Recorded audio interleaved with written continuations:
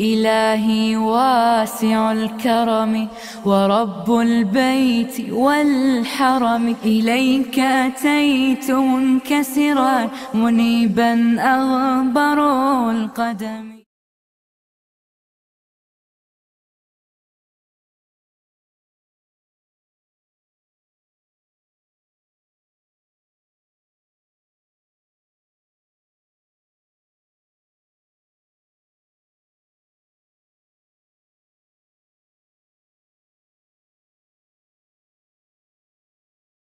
حاضرین جمعہ،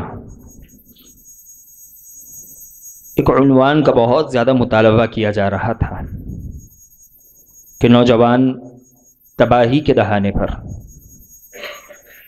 لہذا ان مطالبات کے پیش نظر آج بإذنہ تعالی اسی موضوع پر خطاب ہوگا۔ بات یہاں سے شروع کرتے ہیں کہ اللہ سبحانہ و تعالی نے کہا: اللہ الذی خلقکم من ضعف ثم جعل من بعد ضعف قوة ثم جعل من بعد قوة ضعفا وشیبہ۔ اللہ سبحانہ و تعالی نے تمہیں پیدا کیا اس حال میں کہ تم کمزور تھے، پھر اس کمزوری کے بعد تمہیں طاقت دی گئی، اور پھر اس طاقت کے بعد تمہیں کمزور اور بوڑھا بنا دیا گیا۔ یہاں اللہ سبحانہ و تعالی نے انسانی زندگی کے 3 مراحل کا تذکرہ کیا۔ ایک بچپنا جو کہ کمزوری سے تعبیر ہے، دوسری جوانی جس کی علامت اللہ سبحانہ و تعالی نے طاقت اور قوت بتائی، اور تیسری بوڑھاپے کی عمر جس کی صفت اللہ سبحانہ و تعالی نے کمزوری بتائی ہے۔ تو جوانی کی عمر طاقت کی عمر ہوتی ہے، یہ وہ عمر ہوتی ہے جس میں انسان وہ بہت سارے کام کرنے پر قادر ہوتا ہے جو کام اس سے آگے یا پیچھے کی عمر میں ممکن نہیں ہوتے۔ اور اسی طرح نوجوان ہر معاشرے میں، ہر قوم میں اپنا بڑا کردار رکھتے ہیں۔ بالفاظ دیگر اگر آپ یہ کہنا چاہیں کہ نوجوان کسی بھی قوم کی ریڑھ کی ہڈی ہوتے ہیں تو اس میں کوئی دو رائے نہیں ہے۔ یہی وجہ ہے کہ اللہ کے نبی علیہ السلام نے اس جوانی کی عمر کی حفاظت کا حکم دیا۔ آپ علیہ السلام نے کہا: اغتنم خمسا قبل خمس، 5 چیزوں کو 5 چیزوں سے پہلے غنیمت جانو۔ تو ان 5 چیزوں کے تذکرے میں آپ علیہ السلام نے کہا: وشبابک قبل حرمک، تم بوڑھاپے کے آنے سے پہلے جوانی کی عمر کو غنیمت جانو، اس لیے کہ یہ عمر تمہارے لیے بڑی قیمتی ہوتی ہے۔ کتنی قیمتی ہوتی ہے کہ اگر اس عمر کا آدمی صحیح استعمال کرے تو اللہ سبحانہ و تعالی ایسے نوجوان سے خوش ہوتا ہے، اس کی سادگی پر تعجب کرتا ہے۔ جیسا کہ اللہ کے نبی علیہ السلام نے کہا، عقبہ بن عامر رضی اللہ تعالیٰ عنہ حدیث ہیں: ان اللہ لیعجب بن الشاب لیست له صبوہ۔ اللہ سبحانہ و تعالی اس نوجوان کو خوشی اور تعجب سے دیکھتا ہے جس پر اپنی خواہشات کا غلبہ نہ ہو، جو خواہشات کے تلے زندگی بسر نہ کرتا ہو۔ گرچہ اس حدیث پر کچھ محدثین نے کلام بھی کیا ہے، لیکن یہ حدیث دوسری سندوں کے اعتبار سے کچھ مضبوط ہوتی ہے۔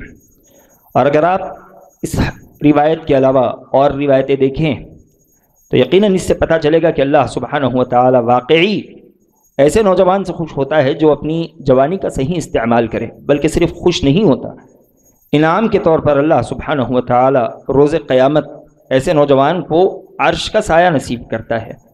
نبی علیہ السلام نے 7 خوش قسمت لوگوں کا تذکرہ کیا۔ وہ 7 خوش قسمت جس اللہ سبحانہ و تعالی روز قیامت ایسی دن جس دن گرمی کی تمازت بڑی زیادہ ہوگی، پسینہ منہوں کو لگام دے رہا ہوگا، کوئی سایہ نہیں ہوگا، 7 لوگوں کو اللہ اپنے عرش کا سایہ نصیب کرے گا۔ ان 7 خوش قسمت لوگوں میں اللہ کے نبی علیہ السلام نے اس نوجوان کا بھی تذکرہ کیا جو اپنی زندگی اللہ سبحانہ و تعالی کے حوالے کر دیتا ہے، اللہ کے لیے جیتا ہے، اللہ کے لیے تعلقات رکھتا ہے۔ آپ علیہ السلام نے کہا: وشاب نشأ فی عبادت اللہ، 7 خوش نصیب لوگوں میں ایک وہ نوجوان بھی ہے جس نے اللہ سبحانہ و تعالیٰ کی عبادت میں اپنی پرورش کی ہو، اپنی جوانی گزاری ہو، جوانی کا وقت اللہ سبحانہ و تعالیٰ کے حوالے کیا ہوا ہو۔ تو اللہ سبحانہ و تعالیٰ واقعی ایسے نوجوان سے خوش ہوتا ہے جو اللہ کی منشا اور اللہ کی چاہ کے مطابق اپنی زندگی بسر کرے۔ اور اللہ کے نبی علیہ السلام بھی نوجوانوں پر بڑی خاص توجہ رکھتے ہیں۔ ساری روایتیں ذکر کرنے کا وقت نہیں ہے، ہم اللہ کے نبی علیہ السلام کی روایتوں کو جمع کریں تو ہمیں پتہ چلے گا کہ آپ علیہ السلام بے شمار مقامات پر خاصتاً نوجوانوں کی تربیت کے لیے ان پر توجہ کیا کرتے ہیں، انہیں خاص خطاب فرمایا کرتے۔ کہیں نبی علیہ السلام نوجوانوں کو خاصتاً عقیدے کی تعلیم دے رہے ہیں، کہیں آپ علیہ السلام انہیں عمل اور عبادات پر ابھار رہے ہیں، کہیں انہیں اپنی جوانیوں کی حفاظت کا درس دے رہے ہیں، تو کہیں اللہ کے نبی علیہ السلام انہیں اخلاقیات سکھا رہے ہیں۔ اور آپ دیکھیں دین اسلام میں جو شروعاتی دور سے گزر رہا ہے، اس شروعاتی دور میں نوجوانوں نے اپنا بڑا کردار ادا کیا، بلکہ یہ بات سچ ہے کہ نوجوان صحابہ کرام رضوان اللہ تعالیٰ علیہ مجمعین نے خاصتاً اسلام کے پودے کو پانی دیا، اس پودے کو پیڑ کی شکل دی۔ بڑی لمبی فہرست ہے، علی بن ابی طالب رضی اللہ تعالیٰ عنہ، ارقم بن ابی ارقم رضی اللہ تعالیٰ عنہ، طلحہ بن عبید اللہ رضی اللہ تعالیٰ عنہ، زبیر بن عوام رضی اللہ تعالیٰ عنہ، یہ وہ سب نوجوان تھے۔ جب انہوں نے اسلام قبول کیا تو ان کی عمر لگ بھگ 11 برس یا 12 برس رہی ہوگی۔ عبداللہ بن مسعود رضی اللہ تعالیٰ عنہ، صہیب الرومی رضی اللہ تعالیٰ عنہ، سعید بن زید رضی اللہ تعالیٰ عنہ، یہ جب مسلمان ہوئے ان کی عمر تقریباً 19 برس یا 20 برس رہی ہوگی۔ یہ چند نام ہیں، بالکل چند۔ اگر آپ شروعاتی مسلمان ہونے والوں کی فہرست دیکھیں گے تو آپ کو پتہ چلے گا کہ اکثریت نوجوانوں کی تھی۔ ان نوجوانوں نے بڑی قربانیاں دی، پامردی کا مظاہرہ کیا، نتیجے میں آج میں اور آپ توحید کی اس نعمت سے مالا مال ہیں۔ دنیا کے کونے کونے ہر سورج کی کرن پڑھنے کی جگہ پر آج دین اسلام کی تعلیمات موجود ہیں۔ یہ کہیں نہ کہیں ان نوجوان صحابہ کرام رضوان اللہ تعالیٰ علیہ مجمعین کی قربانیوں کا نتیجہ ہے۔ تو معلوم ہوا کہ واقعی نوجوانوں کا ایک اپنا کردار ہوتا ہے، اور یہ بات ذکر نہ کی جائے تو شاید نوجوانوں پر کہیں نہ کہیں زیادتی ہوگی کہ پچھلا 1-1.5 دہا یعنی 10-15 سال مسلم نوجوانوں کے لیے بڑا بہتر اور مثبت رہا ہے۔ یہ 15 سال مسلم نوجوانوں میں کافی تبدیلی کا ذریعہ بنے ہیں۔ الحمدللہ بہت سے مسلم نوجوان ایسے ہیں جنہیں دیکھنے پر رشک ہوتا ہے، جن کی زندگی اللہ سبحانہ و تعالی کی خوشنودی کا ذریعہ نظر آتی ہے، وَشَابٌ نَشَأَ فِي عِبَادَةِ اللَّهِ کی تصویر اور تفسیر نظر آتی ہے۔ لیکن وہیں اس سکے کا دوسرا پہلو یہ بھی ہے کہ ہر آئے دن نوجوانوں کا ایک بڑا طبقہ، ان کی کثیر تعداد دین اسلام سے بے راہ روی کا شکار ہو رہی ہے، وہ نقصان کے دہانے پر پہنچ رہے ہیں۔ اگر آج مسلم نوجوانوں کی اکثریت دیکھی جائے تو وضع میں نصارہ اور تمدن میں ہنود نظر آئے گی۔ سرتپا آپ ان کا جائزہ لیجئے تو کوئی ان کی ظاہری وضاقتہ سے یہ نہیں کہہ سکتا کہ مسلمان نوجوان ہیں۔ آپ بالوں کی بات کیجئے تو آپ کو اکثر مسلم نوجوان عجیب بے ڈھنگے بال کٹاتے ہوئے نظر آئیں گے، کہیں سے کٹے ہیں تو کہیں سے چھوٹے ہوئے ہیں۔ صحابی کہتے ہیں نہى النبی صلی اللہ علیہ وسلم عن القزع، اللہ کے نبی علیہ السلام نے قزع سے منع کیا، کہیں سے بال کاٹ دیے جائیں، کہیں سے بال چھوڑ دیے جائیں۔ آپ علیہ السلام نے ایک صحابی کو دیکھا، ان کے سر کا یہی حال تھا۔ آپ علیہ السلام نے کہا احلقوه کلہ او اترکوه کلہ، یا تو سارے کاٹو یا سارے چھوڑ دو، اس طرح بال کاٹنے کی اجازت نہیں ہے۔ کیوں نہیں ہے؟ کچھ اور روایتیں دیکھنے پر معلوم ہوتا ہے کہ یہ دشمنان اسلام کا رویہ ہے، یہ ان کے بال رکھنے کا طریقہ ہے، اور مسلم نوجوان ان کی دیکھا دیکھی ان کی طرح بال رکھے، یہ بڑی شرم والی بات ہے۔ بات چہرے کی ہو تو آج نوجوانوں کے چہرے چھلی ہوئی مرغی کی طرح ہوتے ہیں، ان کے چہروں پر داڑھی نہیں ہوتی، شرم کی بات ہے، حقیقت میں شرم کی بات ہے۔ اللہ کے نبی علیہ السلام نے کیا کہا؟ وَاعْفُوا اللُّحَىٰ وَقَصُّوا الشَّوَارِبَ، داڑھیوں کو معاف کرو، انہیں چھوڑ دو، انہیں کاٹنے کا تمہیں حق نہیں ہے، مونچھ کاٹا کرو، داڑیاں چمٹی ہوئی ہوتی ہیں، مونچھ منہ میں گھسی ہوئی ہوتی ہیں، یا ایسا تاؤ ہوتا ہے کہ چلے تو کوئی بھی دیکھ کر کہے کہ بڑا متکبر انسان ہے، تکبر کے ساتھ چلتا ہے، سامنے والے کو خاطر میں نہیں لاتا۔ یہ چہروں کا حال ہے۔ کپڑوں کا حال یہ ہے کہ نکلتا ہے ایسے لگتا ہے سارے محلے کو جھاڑو دینے کی ذمہ داری اس کے کاندھوں پر ڈال دی گئی ہے۔ نبی علیہ السلام نے کہا لا ينظر اللہ الی من جر ثوبہ خیلا، اللہ سبحانہ وتعالی اس بدبخت کی طرف رحمت کی نظر نہیں ڈالے گا جو آدمی اپنے کپڑوں کو اپنے ٹخنوں سے نیچے لٹکائے پھرے۔ بعض روایتوں میں نبی علیہ السلام نے یہاں تک کہا کہ کپڑوں کا ٹخنوں سے نیچے لٹکنا ہی تکبر ہے، اور ایک روایت میں آپ علیہ السلام نے یہ تک کہا کہ ثلاث لا يكلمهم اللہ یوم القیامہ ولا ينظر الیہم ولا یزکیہم ولہم عذاب علیم۔ 3 قسم کے لوگ ایسے ہیں جن سے قیامت کے دن اللہ سبحانہ وتعالی نہ گفتگو کرے گا، نہ ان پر رحمت کی نظر ڈالے گا، نہ انہیں معاف کرے گا، اور نہ ہی ان کے گناہ بخشے جائیں گے۔ کون؟ نبی علیہ السلام نے کہا المنان والمنفق سلعتہ بالحلف الکذب والمسبل ازارہ۔ آپ علیہ السلام نے کہا جھوٹی قسم کھانے والا، احسان جتلانے والا، اور اپنے کپڑوں کو ٹخنوں سے نیچے لٹکائے پھرنے والا۔ آج مسلم نوجوانوں کے کپڑے آپ دیکھیں یہی گت کے ہوتے ہیں، یا اگر کہیں اور سے دیکھنا چاہیں اچھی بھلی ٹی شرٹ پر 50 چھید نظر آئیں گے، اچھے بڑے پینٹ پیجامے پر آڑی تیڑی ترچی مرچی لکیریں پڑی ہوئی ہوں گی جہاں سے جسم اندر سے جھانک رہا ہوگا، یا پھر اپنا پاجامہ اپنا پینٹ اتنا نیچے باندھے گا کہ اگر رکوع کر لے سجدہ کر لے تو پیچھے والے انسان کی نماز خراب ہو جائے۔ کپڑا اللہ سبحانہ وتعالی نے زینت کے لیے دیا ہوا ہے، لیکن نوجوان نے اسے تماشا بنا دیا۔ ایک دور میں اس طرح کے کپڑے پہننے والوں کو حقیر فقیر بھکاری سمجھا جاتا تھا، لیکن آج لوگوں نے اسے فیشن بنا لیا۔ اللہ سبحانہ وتعالی نے لباس کو تماشے کے لیے نہیں بلکہ زینت کے لیے اتارا ہوا ہے، اور اس طرح کے لباس زینت نہیں ہوا کرتے۔ یہ تو بات لباس کی ہوئی۔ اسی طرح اگر وہ زبان کھولے تو سامنے والوں کے کان سے بھانپ اور خون نکلنے لگ جائے، اتنی گالی بکتا ہے، اتنا لان تان کرتا ہے، چوراہوں پر کھڑے ہو کر تشدق منہ پھاڑ پھاڑ کر بات کرتا ہے۔ اللہ کے نبی علیہ السلام نے ایسے کلام سے سختی سے منع کیا۔ نبی علیہ السلام نے کہا وَإِنَّ مِنْ أَبْغَضِكُمْ إِلَيَّ وَأَبْعَدَكُمْ مِنِّي مَجْلِسًا يَوْمَ الْقِيَامَةِ الثَّرْثَارُونَ وَالْمُتَشَيِّقُونَ وَالْمُتَفَيِّقُونَ۔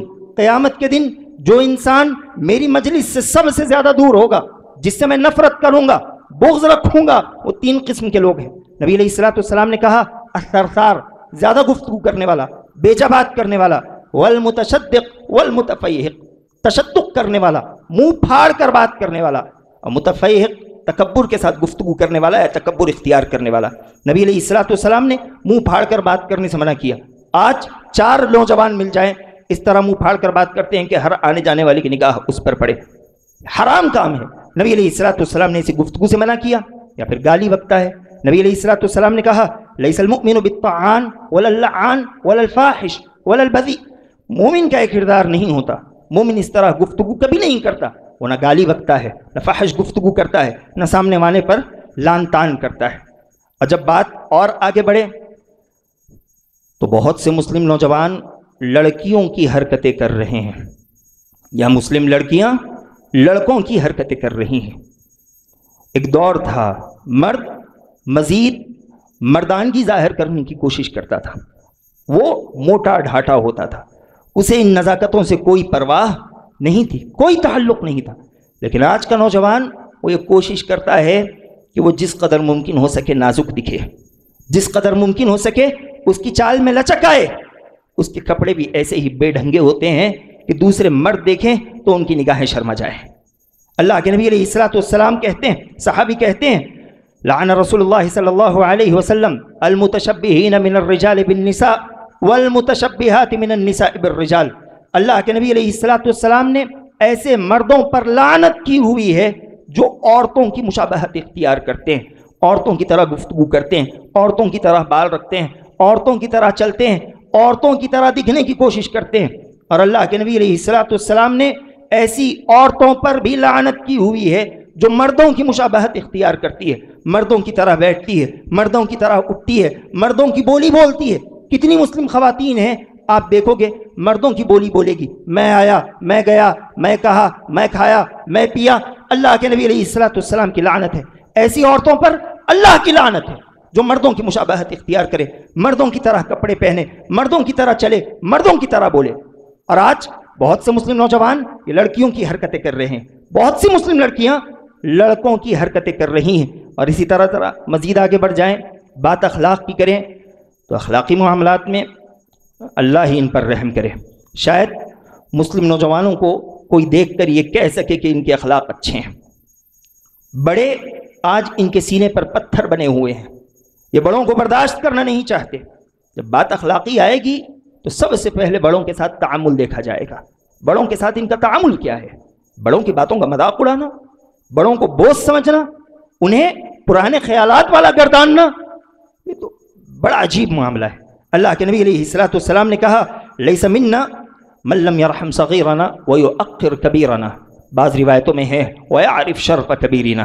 نبی علیہ الصلوۃ والسلام نے کہا وہ شخص ہم میں سے ہو ہی نہیں سکتا، ہمارے طریقے پر نہیں ہے، ہماری سنت پر نہیں ہے۔ کون؟ جو چھوٹوں پر رحم نہ کرے، بڑوں کی توقیر نہ کرے، ان کا احترام نہ کرے، یا ان کا شرف نہ سمجھے، ان کا مقام و مرتبہ نہ سمجھے۔ اور جب بات بڑوں کی آئے تو والدین بھی ان میں سر فہرست ہیں۔ آج والدین بچوں کے لیے گلے کا پٹا ہو گئے ہیں، وہ والدین کو بوجھ سمجھ رہے ہیں۔ اب معاملہ یہ ہے کہ آج والدین بچوں سے ڈر رہے ہیں۔ عمر 14 برس ہو جائے باپ کو گھور کر دیکھتا ہے، ماں کو جھڑکی دیتا ہے۔ 16 17 18 برس ہو جائے گھر میں والدین ایسی اولاد سے ڈر کر زندگی بسر کر رہے ہیں۔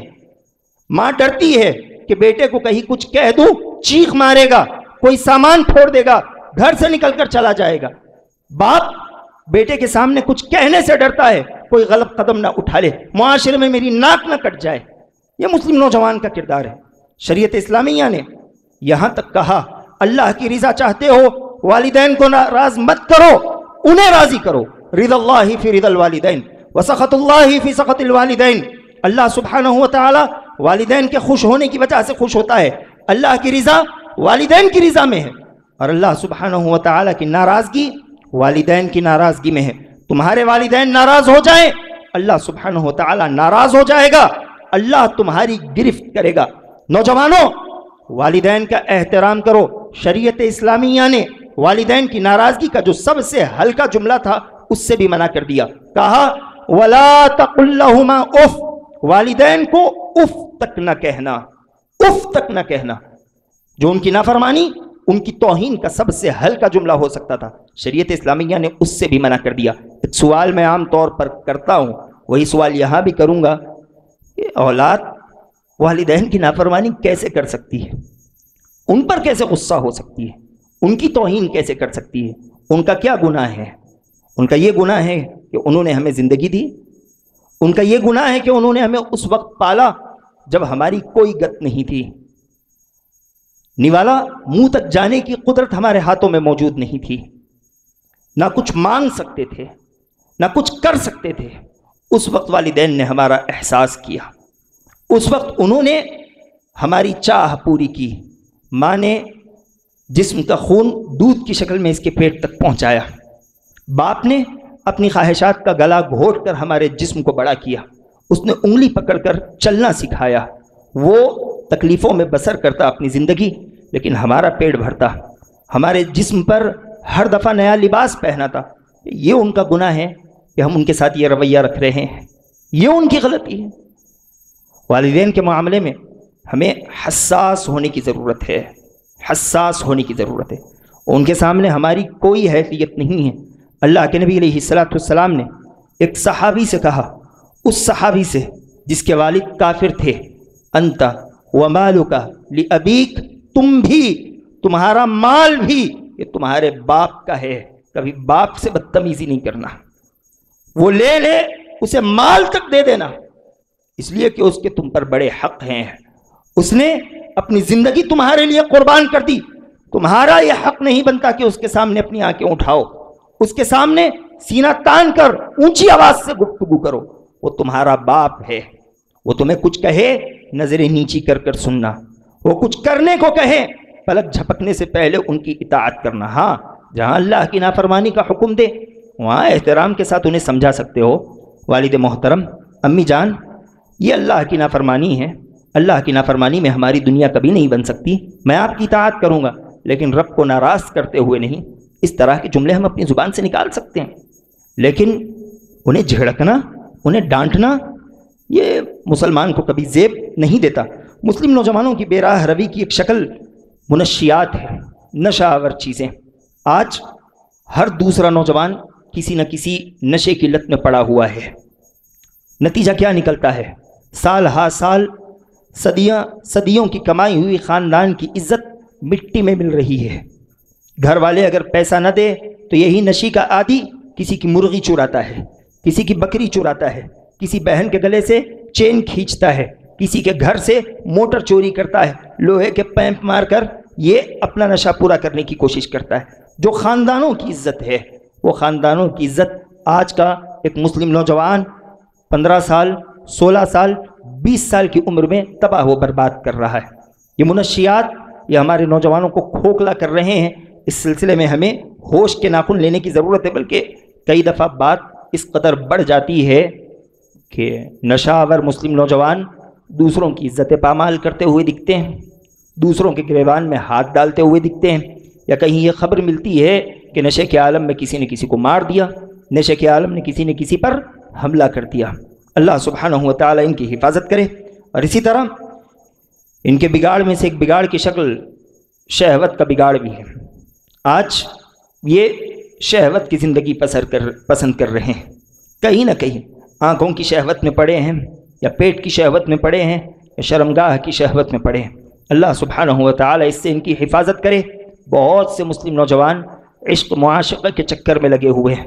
یہ لڑکیاں ان کی زندگیاں تباہ کر رہی ہیں۔ یہ وہ لڑکیاں ہیں جو ان سے کبھی وفا نہیں کر سکتی، اگر کر بھی لیتی تب بھی شریعت اسلامیہ نے یہ اجازت نہیں دی کہ نکاح سے پہلے کسی غیر محرم عورت سے اپنی دلی بات کی جائے، کسی غیر محرم عورت کے ساتھ گفتگو کی جائے، خلوت اختیار کی جائے۔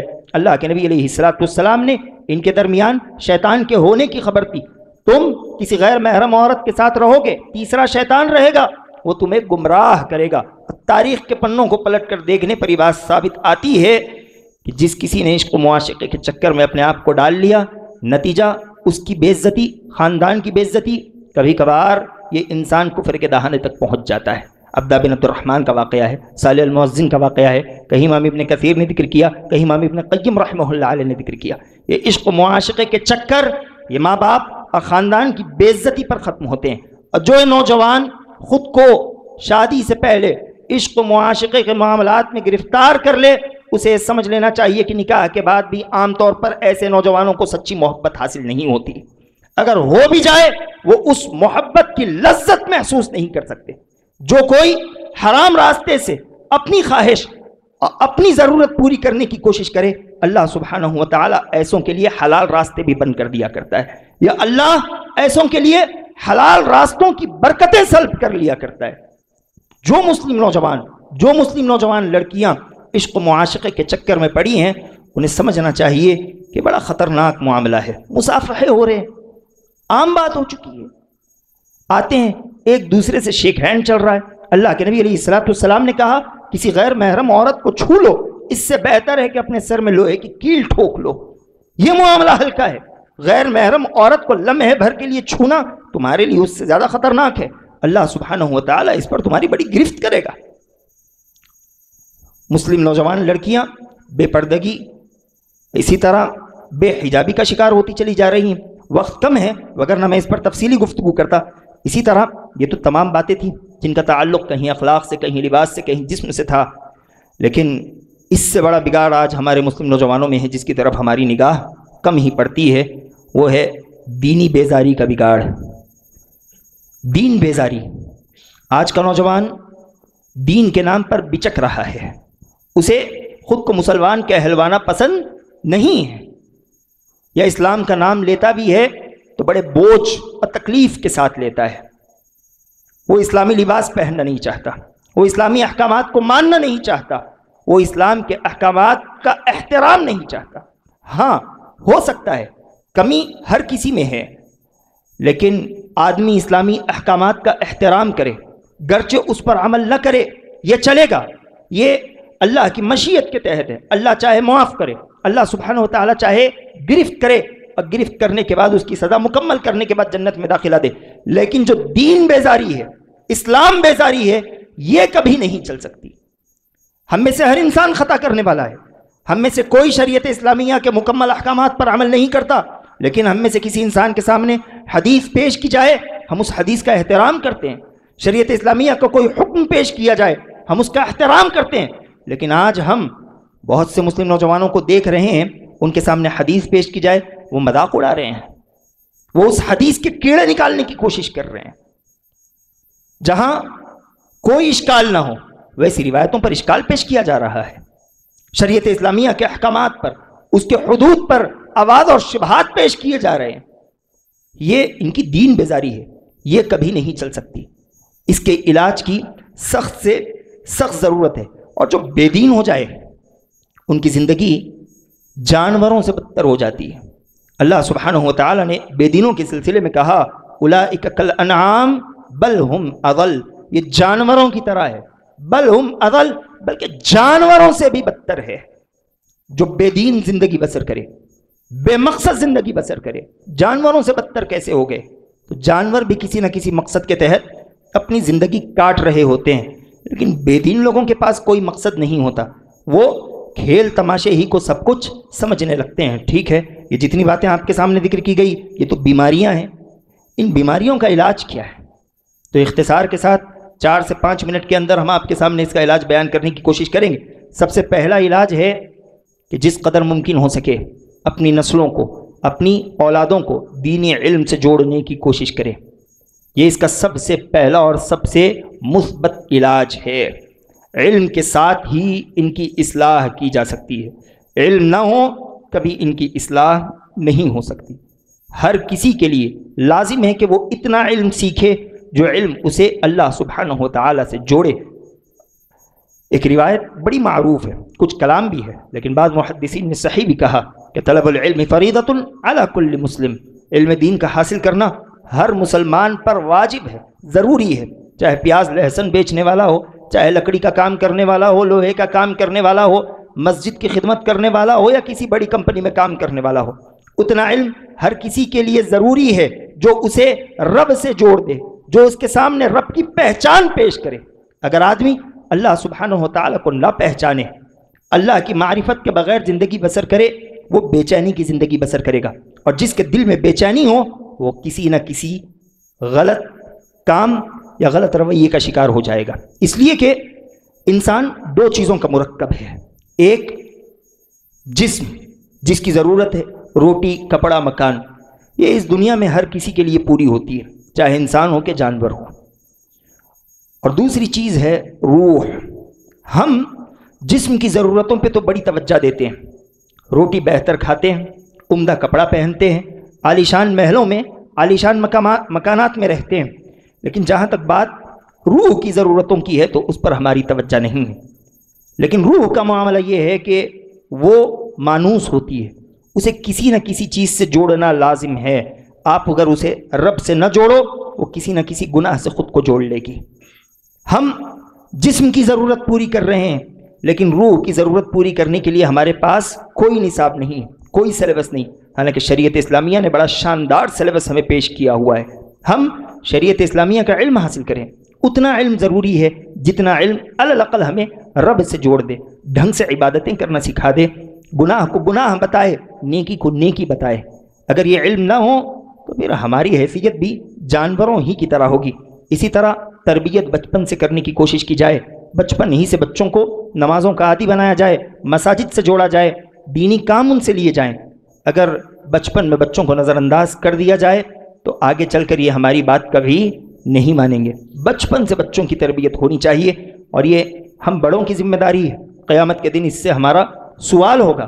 نبی علیہ الصلوۃ والسلام نے کہا کلکم راع وکلکم مسئول عن رعیتہ، تمہیں کا ہر انسان راعی ہے، ذمہ دار ہے، روز قیامت اس سے اس کی ماتحت رعایا کے بارے میں سوال کیا جائے گا۔ نبی علیہ الصلوۃ والسلام نے کہا والرجل راع فی بیتہ، ایک آدمی اپنے گھر کا راعی ہے، وہو مسئول عن رعیتہ، قیامت کے دن اس سے اس کی ماتحت رعایا کے بارے میں سوال کیا جائے گا۔ تم نے اپنے چھوٹے بھائیوں کا کتنا لحاظ رکھا، تم نے اپنی اولاد کی کتنی فکر کی، انہیں کتنا دین سکھایا، انہیں کتنا رب سے جوڑنے کی تم نے کوشش کی۔